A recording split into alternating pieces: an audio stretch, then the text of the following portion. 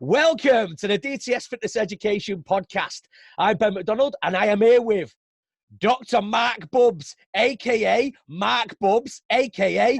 Bubbsy. What's happening, my mate? Phenomenal. Appreciate you having me on, Ben. Appreciate it. I believe you've just got back from China, my friend. I have. I'm on Shanghai time here. Don't take it personally. And what were you doing over in China, mate? So yeah, in China we had our World Cup. So for Canada basketball, World Cup of basketball, brought our team over there, and we're trying to had the horses to try to win it. Unfortunately, we didn't go as far as we wanted, but we got the Olympic qualifiers next year. So stay tuned. Excellent. So all good, my friend. All right. So let's get started, my man. I know that you're in London at the moment, so there's a little time difference. So we may, hopefully we don't get an echo and all that sort of stuff, and we've got a lip sync it, you know what I mean? But we'll get there. No screaming children in the background. Well, fingers crossed. Fantastic. All right, my mate. So first question, what's the best way to get lean? Your opinion and your thought process, my mate.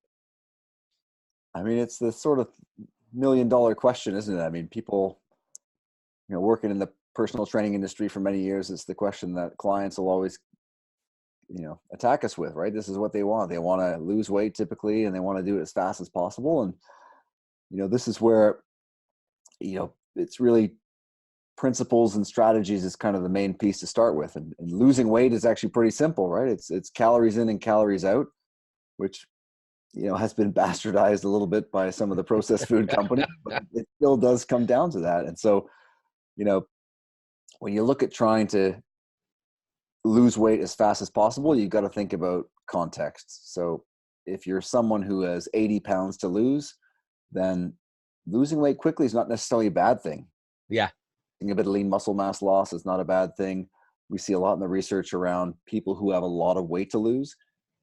When they lose more weight at the outset, they actually have far better outcomes, and not just in terms of weight loss, but in terms of blood glucose control and reversing or preventing things like prediabetes and diabetes.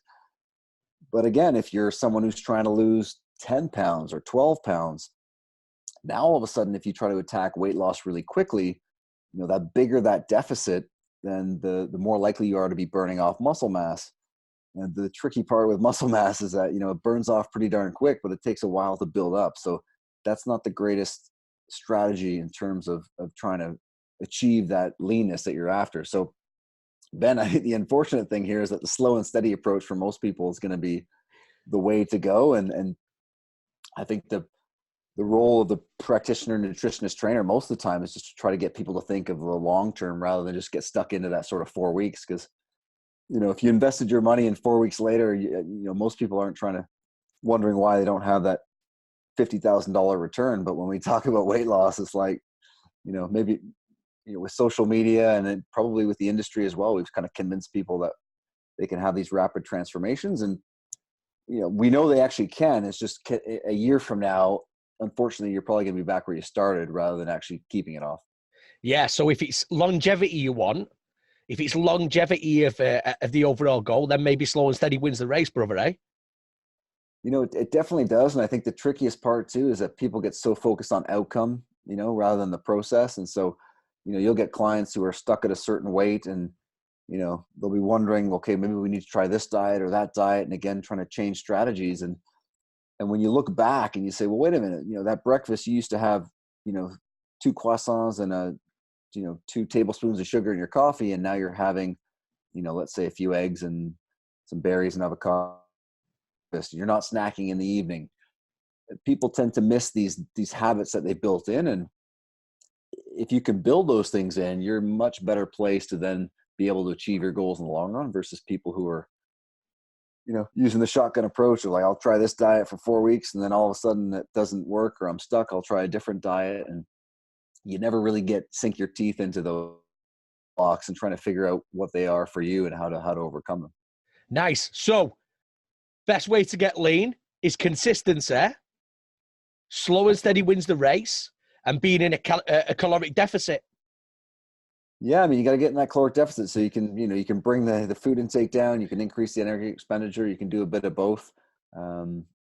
And the unfortunate thing, you get, for some people, it requires a lot more exercise and a lot more caloric restriction. And for others, it's not as much. It's a couple hundred calories. So, finding out that balance based on the person in front of you is really the art of the whole practice.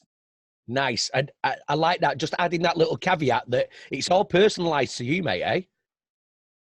Yeah. I mean, as you know, Ben, you see just so many different people, and there's different challenges with different types of folks. Some people put muscle on really easily, and hey, that's great. But Like then all of a me, sudden for them, obviously. yeah, there you go. Yeah. Then all of a sudden it's harder for them to get leaner, right?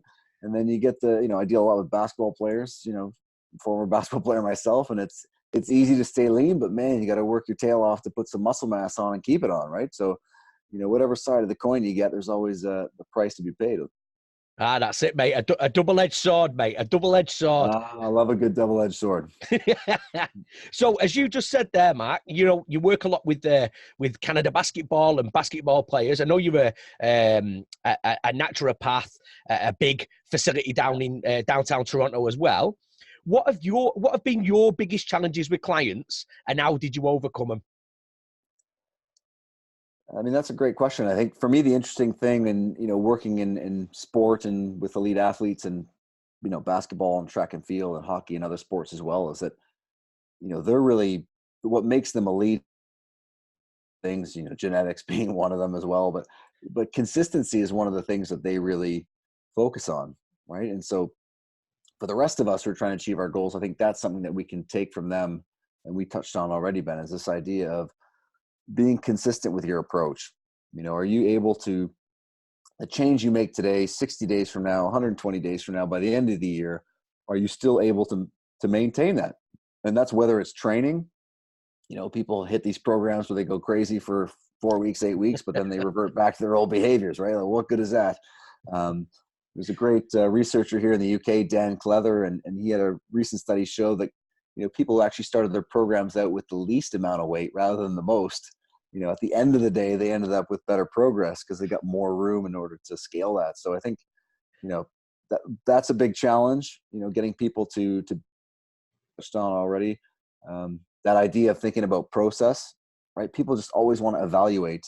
It is natural. It's a human thing. You're looking at a scale. It's like, am I making progress? Am I not? But, the scale lies to you all the time. You're 2/3 water. You can lose weight, and unfortunately, it cannot be body fat, right? You can be losing water. You can be losing glycogen. And so I think you've always got to have that bigger picture in mind in terms of that weight loss process or achieving your goals. And so those are the two biggest things. And I think always reminding clients of the successes they've had, Yeah. because it's human nature to always be looking forward and wanting to achieve more. And I think the irony is, no matter what level you're at, the person's always trying to achieve more. So it's almost a similar mindset, whether you're trying to lose 80 pounds or the last 3 pounds for an elite bodybuilder, right? Yeah. But when you look back at all the changes you made in the last month, 3 months, year, that's when people can start to appreciate. And so, again, whether it's a training front, nutrition front, I think that's a big role for the trainer, the practitioner, to really be able to help people pat themselves in the back when they have these wins, because there's a lot of negative beating themselves up over not being able to get to the weight or to the body composition that they're after. Yeah, I think, do you know, there's a couple of points there, Mark, that I thought that I think are excellent for people to understand. One being focusing on the process and not the outcome, I think is a big one. For If sure. you are following the process, so if you're drinking more water, you're getting more sleep, you're stressing a little less, you're training 3 times a week. If you follow that process, the outcome will come. You know what I mean? It might come slowly or it might come quickly, but it'll be there unless you're a crazy outlier. You know what I mean? Absolutely. And the best part for the client is basically like, that's your job as the client. If you're executing, then it's back on us. It's back on the practitioner, right? It's up to us to change it, right? It's not, and so it takes the onus and the pressure off them, because they just have to go out and execute. And that's the mindset you want to be in, because then at the end of the day, they've achieved what they need to achieve. And then it's up to us to then steer the program. And once people can truly buy into that, because it's sort of easy to say, okay, I'm just going to execute, I'm going to focus only on that. But again, when it's things like weight loss, clients are seeing the scale and can see themselves in the mirror. So they're also paying attention. But just as you mentioned, you tend to see that people who can really buy into that, they're the ones where the outcome becomes just almost a side effect Yeah. of all those behaviors that they've ingrained, rather than it being the target that they're looking for.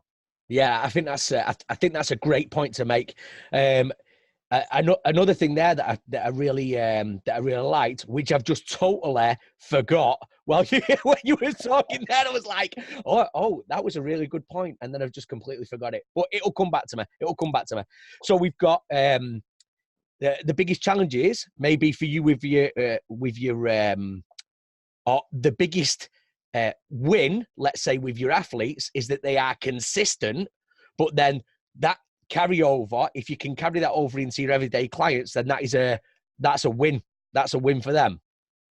Massively. And I would also say that for our, general population, including myself in here, we often assume that elite athletes are always doing the right thing and following these strict regimes and whatnot. And, they can often eat just as terribly as the rest of us, right? Like, they have some gifts as well. And so they're struggling with a lot of the same problems that other people are struggling with. And I think that helps clients a lot. I work a lot in men's health, guys, and we're trying to keep their blood sugars down or keep their blood pressure down and support their heart health and whatnot. And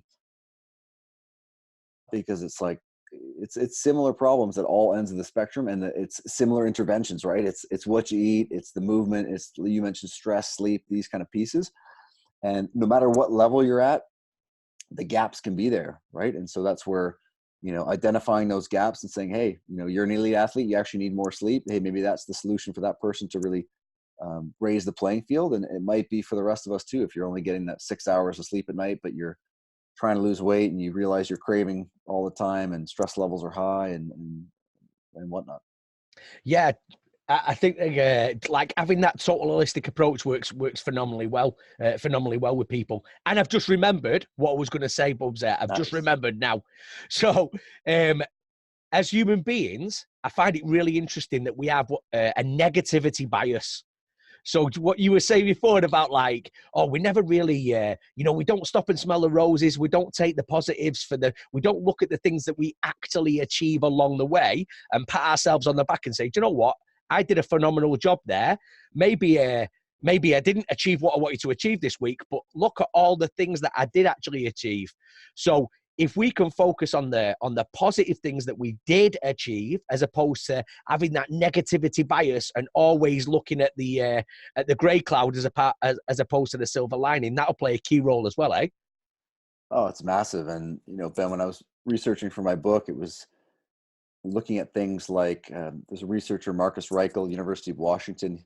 He was the first to identify what's called the default mode network, which basically means, even when our brains are inactive, they're actually still very active, and they're thinking about us. It's all centered through the me perspective, as if we're the star of our own movie. And just as you mentioned, we tend to think of negative things as well. So for 50% of the time, we're reverting back to thoughts about ourselves, and they tend to be in this negative light. And so you add that on to this idea of people working long hours. We get 70 plus hours a week. We actually start to get changes in the brain as well, which also lead to, just as you mentioned, more negative thoughts, depressive thoughts. And so you can really start to steer yourself in a certain direction without realizing it, right?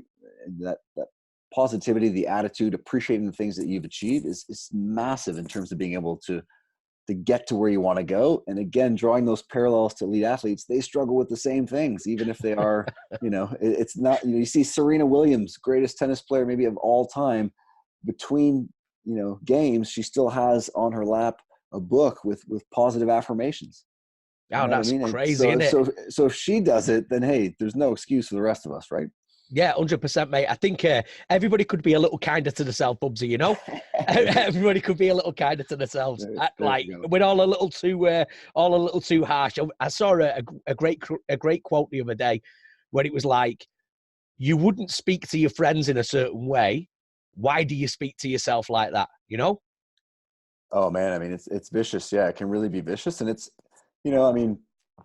we're probably from a similar vintage. We're like back in the day, coaches, that was mainly a lot of that kind of cracking the whip to motivate people. And there's maybe a time and a place, but for sure you can take it too far. And you tend to see that with a lot of actual type A's and whatnot. And so people that you think are maybe especially this Instagram life that everyone's viewing the world through, people might seem a certain way or achieving a certain thing, but just as you mentioned, I mean, everyone's struggling with the same type of inner narrative. And so if you could start to grab hold of that, and that's where nutrition, if we're talking nutrition, it's not always a nutrition thing, is it? It's a mindset piece. It's how we relate to our emotions, to food, to, environment, all these kind of things. So it gets pretty complex in spots. Oh, 100%, mate. If it was easy, everybody would be doing it, Mark, eh? Hey, there you go, right? That's excellent. So, Mark, what are your top 3 things a coach or a trainer should focus on for the biggest result? So the top 20% of interventions giving the top 80% of result. I mean, that's another great question. And I think if we stick with maybe the sort of nutrition side of things and, maybe weight loss as an example, I think, again, the fundamentals are crucial here. People tend to call them the basics, but that sort of undersells them oftentimes, right? The fundamentals Mark, are you know that at DTS Fitness Education, I'm we preaching to say the choir here. I'm preaching to the choir. advanced skills and the basics mastered, my man. You know what I mean? There you go. I love it. And that's where, you do need to, there's certain things in terms of when we're talking weight loss, we're trying to achieve a certain protein intake for the day and set that protein intake. So once it becomes habitual, you don't have to think about it anymore. For some people, in terms of meal frequency, can we start to make that just an automatic response that happens? Because obviously, I guarantee you, every time you sit in your car, you're not thinking about putting on your seatbelt. You just reach over and do it. It's automatic. That automaticity has been ingrained, right? And it's again, it's not because you're motivated. It's not because you're inspired. It's because you built it in, and that's what we're trying to always do with people who are achieving their weight loss goals or any type of nutrition-based goal, performance, etc. So, being an expert in the fundamentals, being consistent with your approach. I would say, actually, I might even dive into 4 things here. Sorry. No, please do, my man. And then having a plan. Like you need to have a plan when we're looking at these things. People at their workplace, if you have projects, etc., you have a plan. When you're investing your money, you go to an advisor, you have a plan for how you're going to do that. And so, weight loss, there's a nice aesthetic piece to it, which is terrific, and it drives a lot of motivation from people. Most of the chronic conditions that we see, I recently had an expert on my podcast talking about type 2 diabetes, a leading expert here in the UK. And, 90% of type 2 diabetes is just to do with weight loss. If we get people to lose weight, 90% of all these conditions just go away, right? So 450 million people around the world. I mean, that's just mind-boggling, right? So that's crazy, mate. If we can lose weight, we get better blood sugar control, things like hypertension go down, risk of heart disease and all these types of things. So having a plan is a crucial part of this. And if you're trying to lose weight, the nice side effect of that is you're going to get all these health benefits that go along with it for a lot of folks. And so that's where working with a practitioner, whether you're following some kind of plan, you need to have that. You're going to get so stuck into the now and what's going on today and this week that, again, you don't zoom out and see what's going on this month on the line. So that's a really important piece. And the last piece I'll say, and this is one that's really been hammered home by our sports psychologist at Canada Basketball, Peter Jensen. He talks a lot about how, as humans, we actually don't make decisions based on logic, unfortunately. And I think sometimes in the research space or the medical space, we almost default, which is obviously an important first place to start. But, Doc Jensen emphasizes that, emotions and imagery, imagery is the first language we have. It wasn't French, it wasn't English, it's imagery. And that imagery drives emotions, and emotions actually drive behavior change. And so I think that's often a missing piece, is it becomes so sterile. And this is, again, at elite sport and professional sport, or the rest of us trying to improve our health or lose weight, is the nutrition just becomes sterile. There's no life to it. There's no emotion attached to the food and everything else. And I think that's where, for a lot of people, we can make a lot of progress of bringing a bit more fun and bringing a bit more flavor, bringing a bit more emotion into it, because eating is more than just macronutrients and calories. It's a time to sit down and connect with people. It's about family. It's about a lot of things. And so I think that's, if people have been struggling for a while, for me, that's typically an area I go to because normally there's something in that bucket that's not been addressed. Mate, do you know what? I really like that. So what, opposed to it being a sterile environment as far as nutrition goes, I think that is excellent where you can say, you know, let's bring a little fun back into it. Let's sit down, let's turn the TV off, let's get with a family around a table and let's enjoy it. You know, I think it's all about being present in that moment. You know, talk to each other. What have you been doing today? Have you had a good day at school? Make it a social sort of event. Because as you say, nutrition and eating is definitely more than just, for most people anyway, more than looking at your food as a fuel source, you know?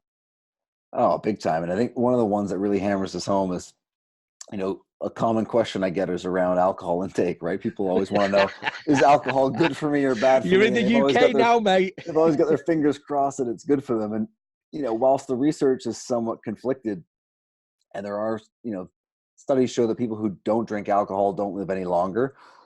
But that's not an advertisement to start if you don't drink.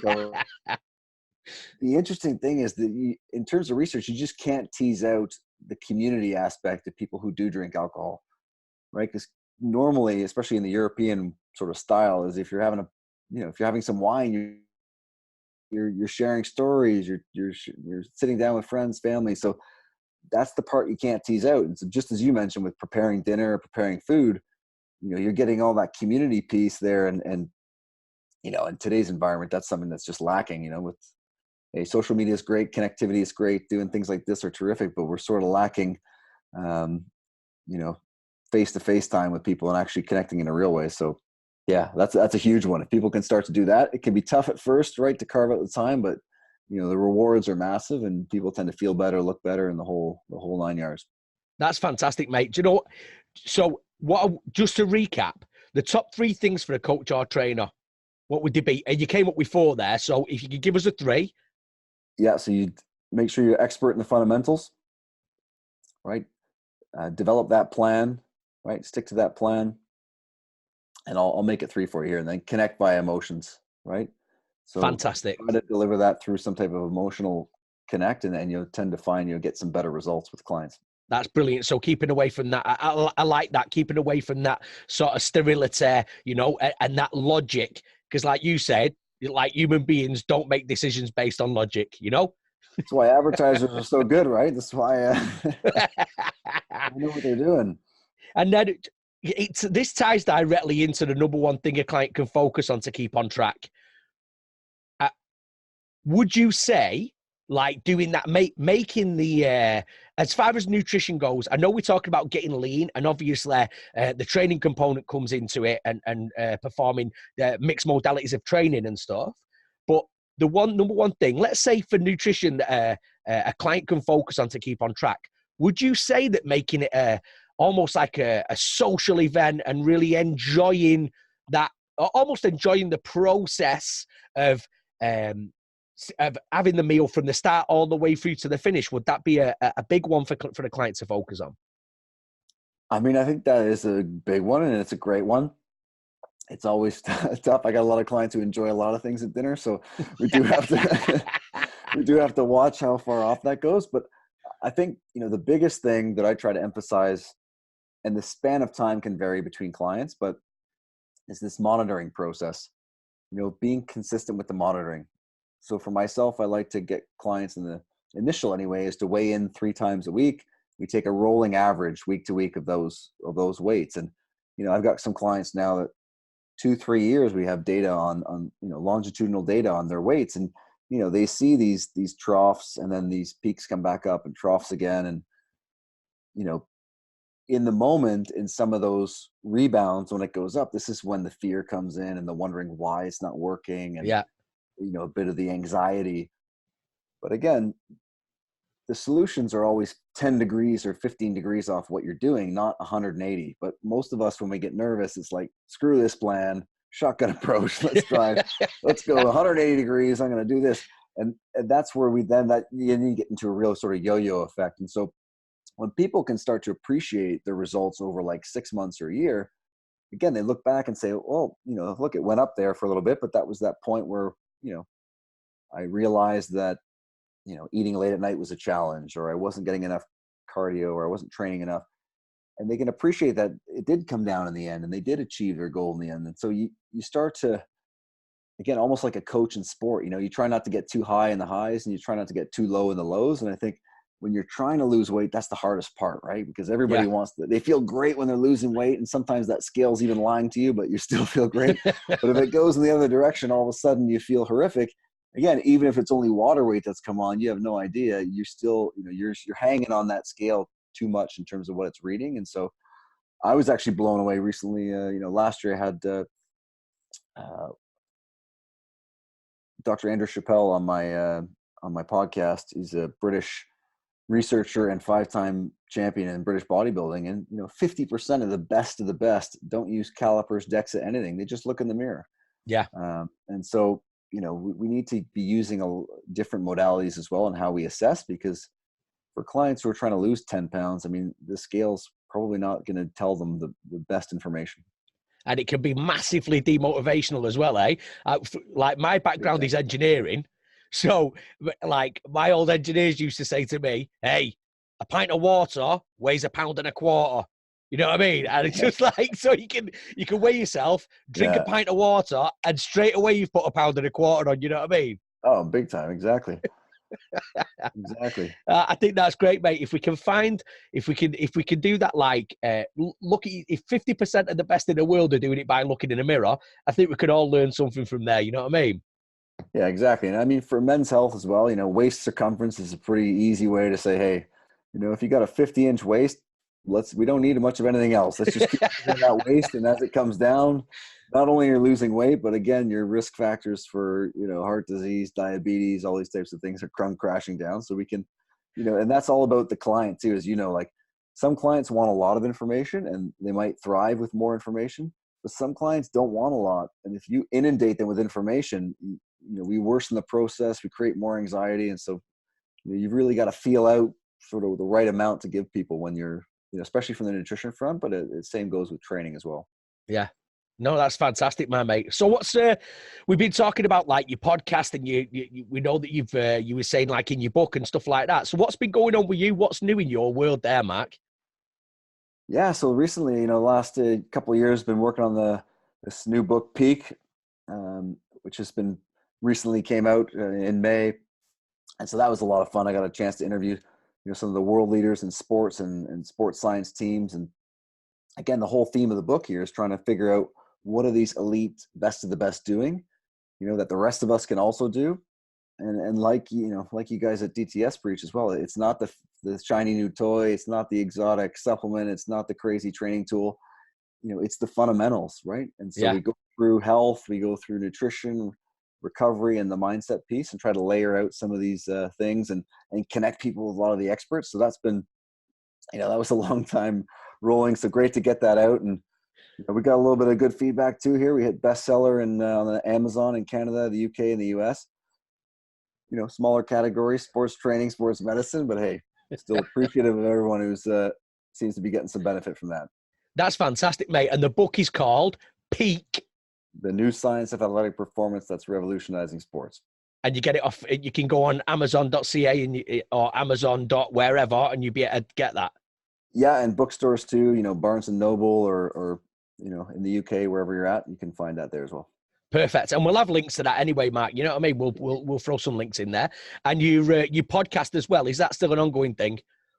Yeah. So yeah, Dr. Bubbs Performance Podcast. A lot of the experts in the book I interviewed on the podcast. And so we get in, again, a lot in the nutrition space, recovery, mindset training. And myself always trying to learn. And as we were talking before the show here, getting experts around the world on to share their insights, because it's one thing to read the studies, and it's another thing to even get these people on face to face or through a podcast and hear their take on it and some of the nuances that you don't catch when you're reading some of these books and papers. So yeah, it's always nice to get to get that personal touch, mate. So we'll put the link to the podcast, we'll put the link to the book in the description for everybody who's listening, and they'll be able to check that out.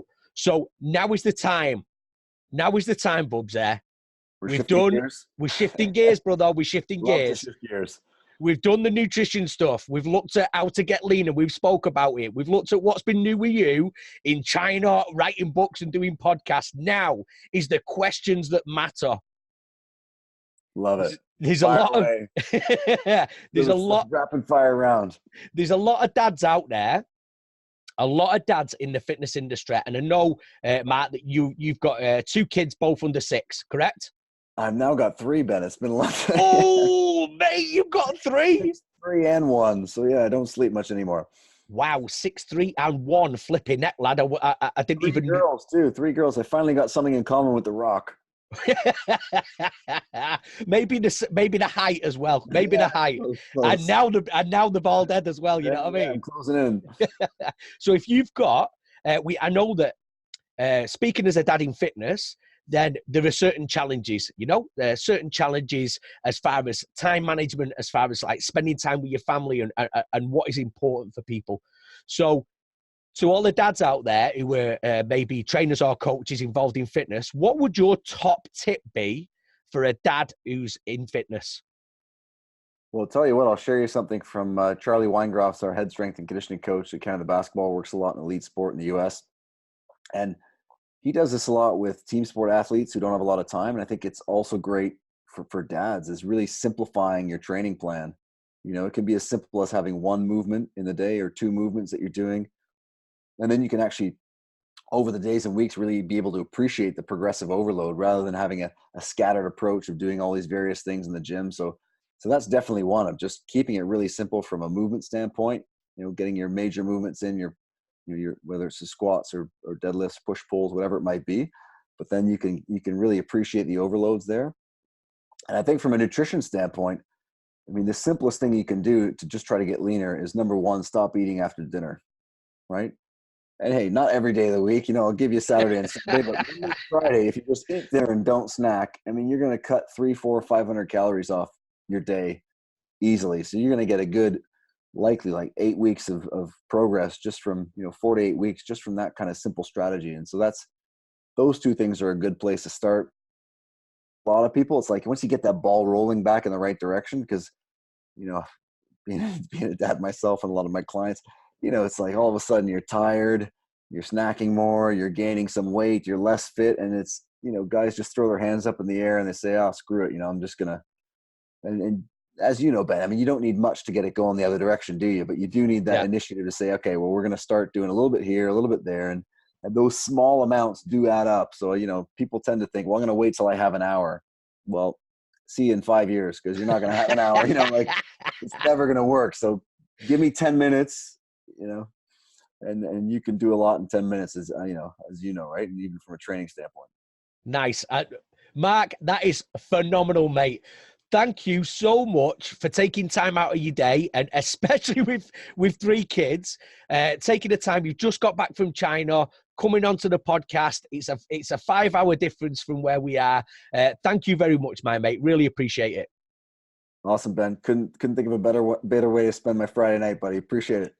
And I'm going to finish this one with a go, Marc Bubbs! Sweet, buddy. Thanks. Thanks a lot, my mate. Cheers, pal. Did you know that DTS Fitness Education are actually an education company? That's right. So if you like what you see and you would like a little more, go to dtsfitnesseducation.com and check out our live and online courses.